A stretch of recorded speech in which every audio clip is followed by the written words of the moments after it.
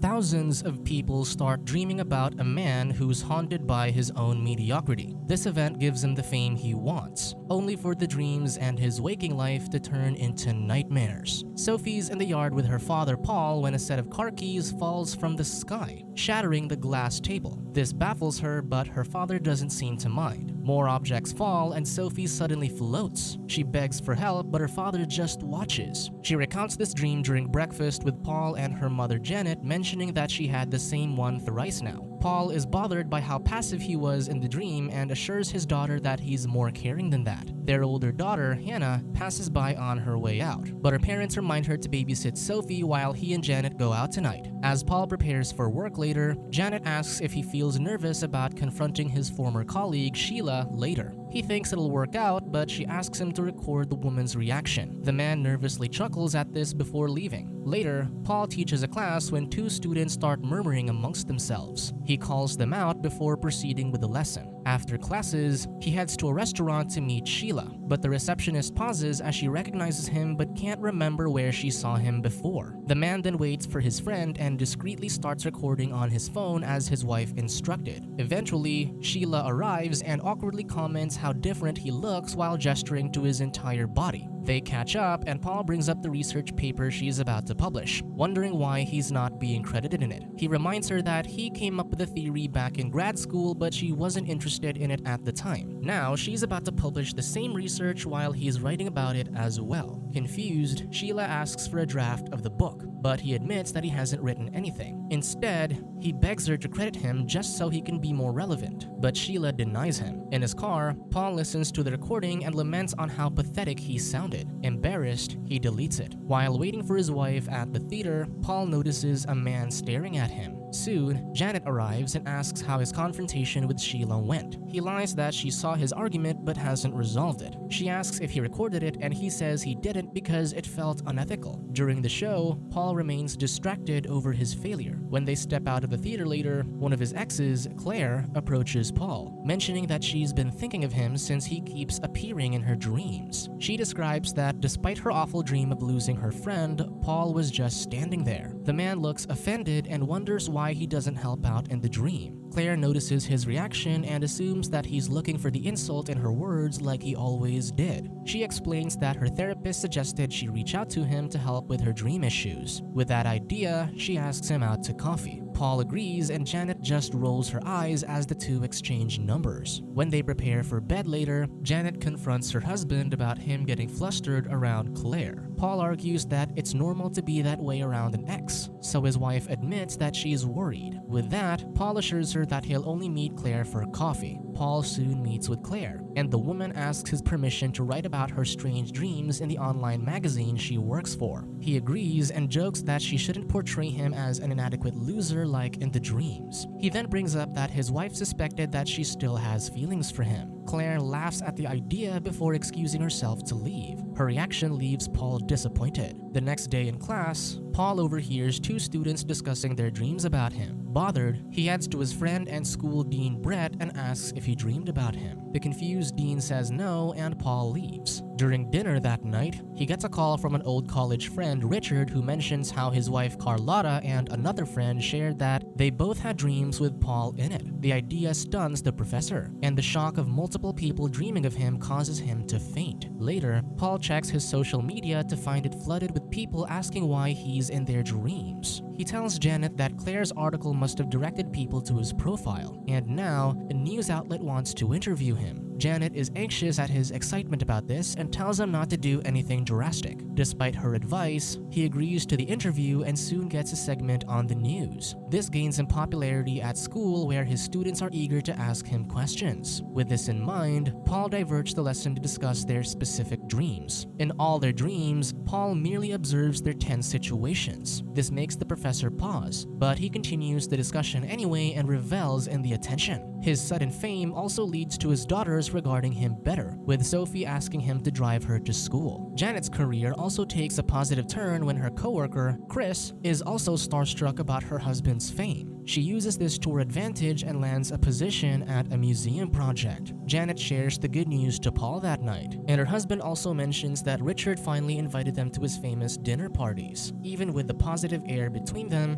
Janet asks why he's not in her dreams. He humors her and asks what kind of dream she wants. She requests him to save her from danger while wearing the wide-shouldered suit he wore for Halloween. He comments on how simple her request is, so she jokes about seeing him on horseback instead. After the couple goes to sleep, a mysterious man enters their home and gets a knife from the kitchen. The intruder goes to the bedroom and announces that he has to kill Paul. This wakes the couple up, so the husband springs up while the frightened Janet calls the police. With the family cornering him, the intruder sinks to the floor and breaks down, repeatedly claiming that he has to kill Paul. An investigator speaks to the family the next morning, saying how the intruder had manic episodes and didn't take his medications. He advises them to get security in their house, given that unwanted visitors are a common side effect of fame. Frightened by this, Janet asks her husband to stay low for now. Paul doesn't agree with this and rants about the event to Brett later. The dean, however, agrees with his wife. Paul debates that his appearance in people's dreams means something and the intruder might be a one-time thing. The professor is tired of his mediocrity, so he believes this event will make him stand out and get his book published. With that in mind, he soon goes to an agency where the assistant, Molly, leads him to the elevator. There, she chuckles to finally meet the man from her dreams. She then leads him to Trent, the head of the agency, who explains that their company pairs brands and odd celebrities. Using this opening, the professor mentions about publishing his book,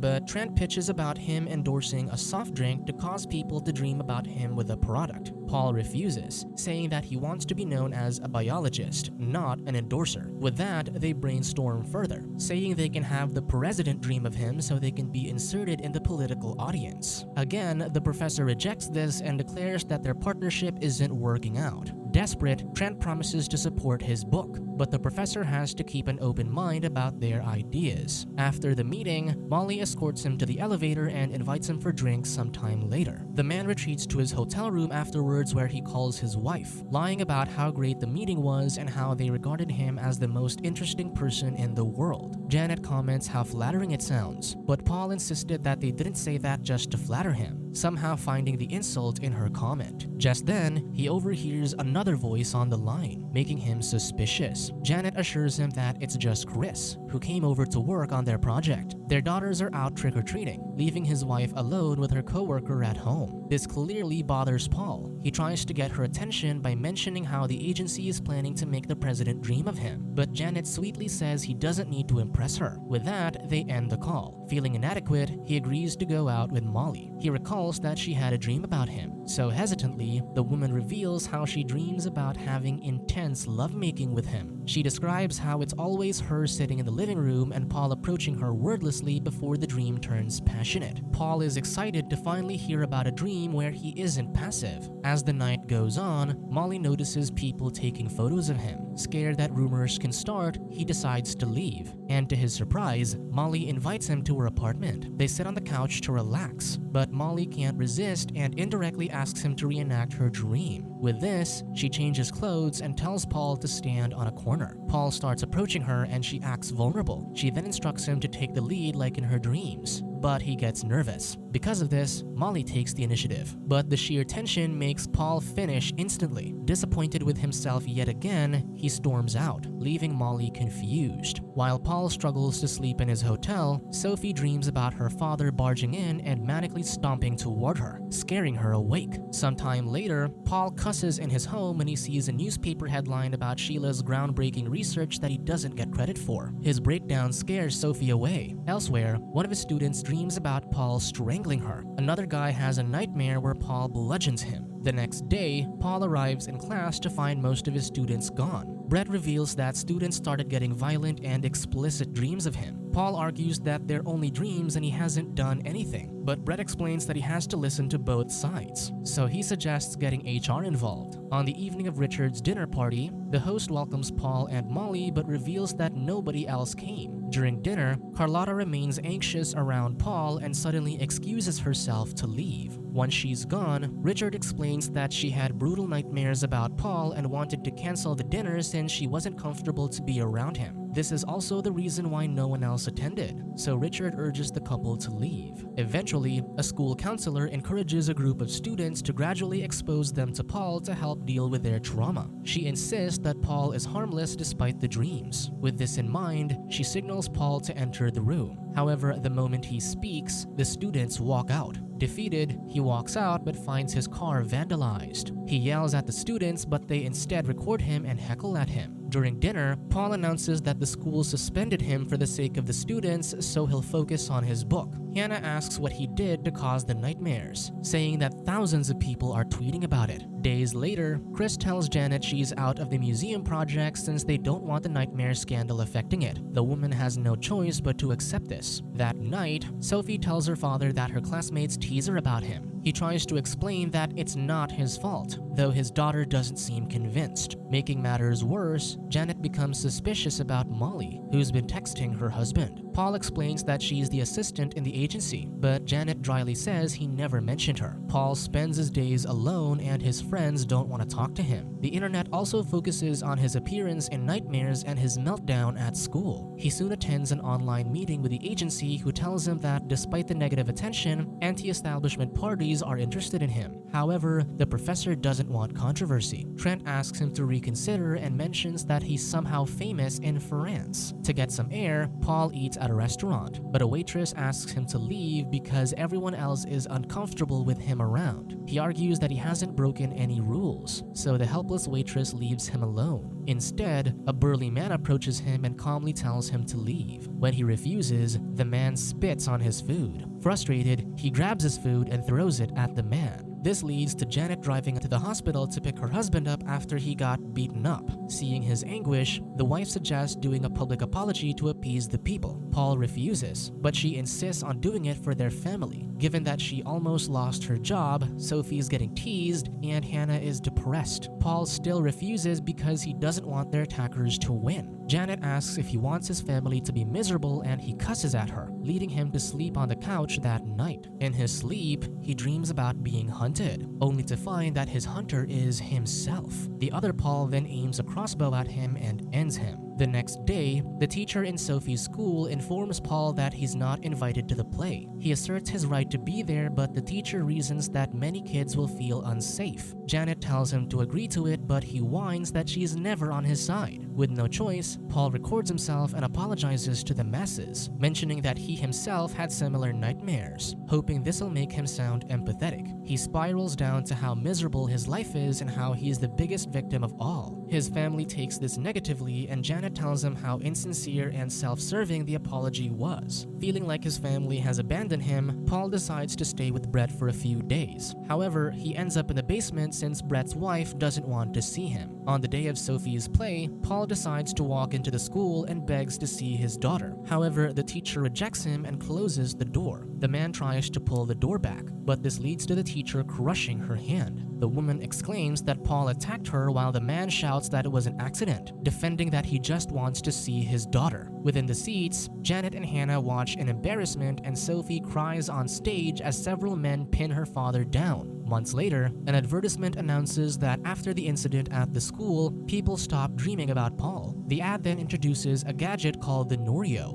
which allows people to enter other dreams. This also allows a group of influencers to do advertisements in dreams. Eventually, Paul and his daughters view a new house he's planning to buy after his separation from Janet. As his daughters check the bedrooms, their agent asks Paul how the nightmare stopped, but he doesn't know. He drives his daughters home afterward, though he asks if Chris visits the house. They say yes, but dodge further questions before exiting the car. Janet meets her ex-husband outside and asks how the new house is. He comments that Sophie wants him to move back in, but she dismisses the idea. He then asks if she dreams of him, and instead of answering, she wonders why he keeps asking that question. This time, he dodges the question and mentions that he has to leave for France for his tour. He imagines doing a heartfelt farewell with her, but instead, Janet dryly says she'll see him when he returns. One night, Paul dreams about preparing for bed when an influencer appears to promote some shoes. He tries to punch the guy, but his blows feel like jelly. Just then, another influencer appears to advertise some supplements. Paul wakes up from the dream in his hotel room in France where he wears the Norio on his arm. That morning, he has a photo shoot for his book cover, but the staff hands him a bladed gauntlet to wear. Despite his hesitation, the ex-professor poses with the item. Soon, he attends his book signing and marvels at the people in the venue. To his disappointment, the shop owner reveals that there was a conflict of schedule. The audience at the shop isn't for him and he has to do his signing in a dingy room downstairs. This leads to Paul finally seeing a copy of his book but finds it thin. The title's also been changed from DreamScenario to I Am Your Nightmare. With nothing else going his way, he accepts it and continues with the signing. His bad luck continues when the light above him breaks and hits his head. Defeated and alone, Paul thinks of his wife in his hotel room. Desperate, he watches a Norio instructional video to allow him to enter Janet's dream. He gives her the scenario she wanted where he saves her while wearing the wide-shouldered suit. Afterward, he walks with her through the streets and comments that he wishes this was real. However, he floats away, having achieved the relevance he wanted but lost everything else along the way. Subscribe to watch more videos like this, turn on notifications and leave a like to help the channel out. Thank you for watching.